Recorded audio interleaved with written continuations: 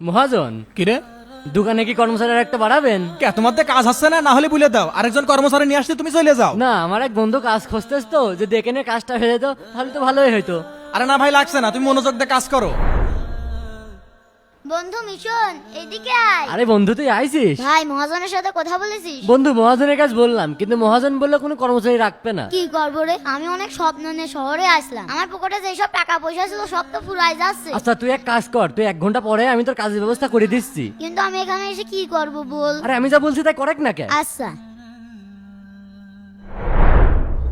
Uncle, আপনার দোকানে কি কোনো কর্মচারী লাগবে? না না, আমাদের কোনো কর্মচারী লাগবে না, তুমি অন্য জায়গায় দেখো। দেখেন যদি লাগে তাহলে আমার রেখে দেন। আমি গ্রামের তো আছি, আজ 2 দিন কাজ খুঁজছি কিন্তু কাজ খুঁজে পাচ্ছি না। আরে আমার লাগবে না তো, তুমি অন্য জায়গায় দেখো না। এই তুই হাঁকার টাকায় কি দেখছিস, তা কাজ কর। কাজ করছেই তো, দাঁড়া থাকছে নাকি? আমি তো কোনো রোবট না, আমি তো মানুষ। আর শোনেন, আমি এখানে টাকার বিনিময়ে কাজ করি, আমাকে ধমক দিয়ে কথা বলবেন না, সম্মান দেবেন। ভাই বুঝেছি, তোমার পাকনা কথা গেছে তাই না, তুমি রাখো, তোমার কাজ করা লাগছে না, যাও। করলাম না আমি আপনার চাকরি।